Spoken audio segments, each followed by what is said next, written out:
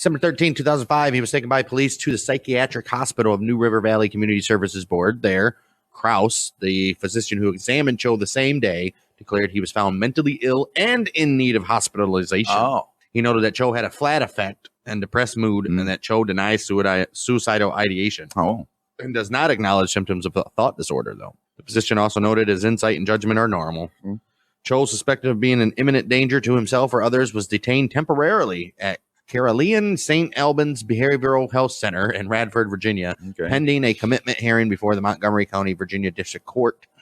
And on December 14, 2005, he was released from the mental health facility. After Cho's release the same day, Virginia Special Justice Paul Barnett certified an order that Cho presented an imminent danger to himself as a result of mental illness and ordered treatment for Cho as an outpatient. Why? Well, they ordered treatment, but he doesn't have to stay there. So he should have to stay there. If he's a danger to others and himself. Well, apparently not. Get the hell out of here. Well, however, he did not receive the treatment which had been ordered as due to Virginia's health system, quote unquote, either the court, the university, nor community services officials followed up on the judge's order. That's just stupidity. They should have just kept him in there.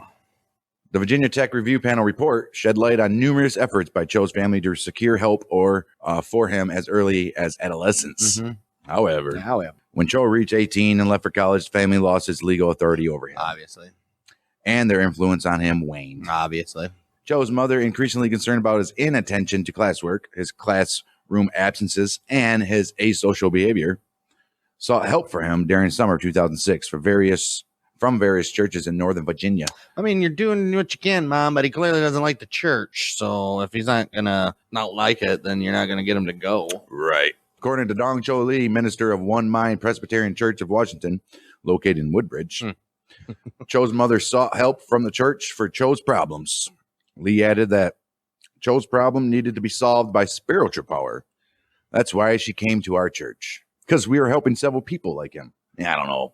Right. Maybe. Members of Lee's church even told Cho's mother that he had demonic power. Oh, see, come on. I hate churchy people like that. That he needed deliverance from evil.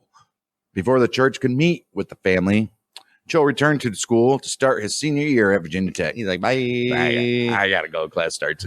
He's like, Virginia Tech's not going to try to do this. They're not going to try to get me to do anything. Jeez. In his manifesto, he says he had postponed the attack several times. Oh. He trained at a gun range up to 3 times before the shooting. During February and March of 2007, he began purchasing the weapons that he later used during the killing. Oh, jeez. February 9th, he purchased his first handgun, a 22 caliber Walther P22 semi-automatic pistol from TGSCOM Inc. Sure. A federal licensed firearms dealer based in Green Bay, Wisconsin. All right. And the operator of the website through which Cho ordered the gun. TGSCOM Inc. shipped the Walther P22 to JND Pawnbrokers in Blacksburg, where Cho completed the legally required background check for the purchase transaction and took possession of the handgun. I guess no, if they wouldn't report all the other stuff. I was going to say, you would think his mental health order would pop up, but obviously I guess not. They didn't even follow up on the mandatory freaking outpatients. March 13th, Cho bought a second handgun, a 9mm Glock 19 semi-automatic pistol. Stop saying semi-automatic pistol. Get the hell out of here. For Roanoke Firearms, a licensed gun dealer located in Roanoke. Oh, look at that. Could have just got the first one from Roanoke. Right. Jeez. Cho was able to pass both background checks and successfully complete both handgun purchases after he presented the gun dealers his United States permanent residency card, his green card, his Virginia driver's permit to prove legal age and length of Virginia residence, and a checkbook showing his Virginia address, in addition to waiting the required 30-day period between each gun purchase. I don't know how much more you can get out of that, you know? Right. He was, except for the stuff wasn't reported on his stupid mental health. Right. He was successful at completing both handgun purchases because he did not disclose on the background questionnaire that a Virginia court had ordered him to undergo outpatient treatment at a mental health of course, somebody's facility. not going to disclose that. That's why you do a background check. March 22nd, 2007, he purchased 2 10-round magazines for the Walther P22 pistol through eBay from Elk Ridge Shooting Supplies in Idaho.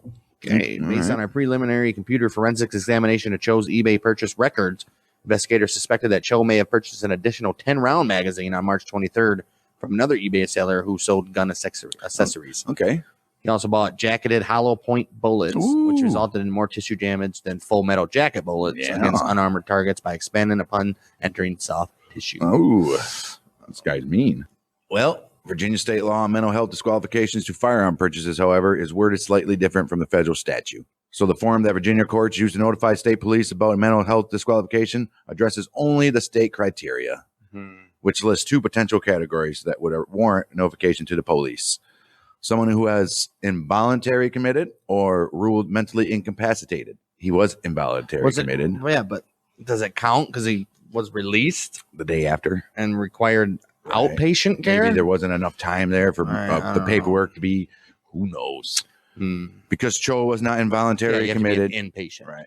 Because Cho was not involuntarily committed to a mental health facility as an inpatient, he was still legally eligible to buy guns under Virginia state law. However, according to Virginia state law, a magistrate has the authority to issue a detention order upon a finding that a person is mentally ill and in need of hospitalization or treatment.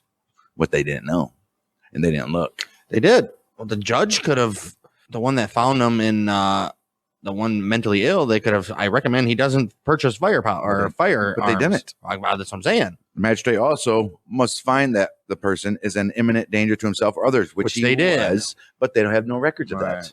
Virginia officials and other law experts have argued that under United States federal law, Barnett's order meant that Cho had been adjudicated as a mental defective, right? And was thus ineligible to purchase firearms under federal law. And the state of Virginia failed in not enforcing the requirements of the federal law. Yeah, they just didn't do anything. They dropped the ball from the very get-go. Well, it sounds a little bit like Jeez. sounds a little bit like the Air Force base that didn't report the choking and beating the hell out of the dude's wife from the church shooting that we just did.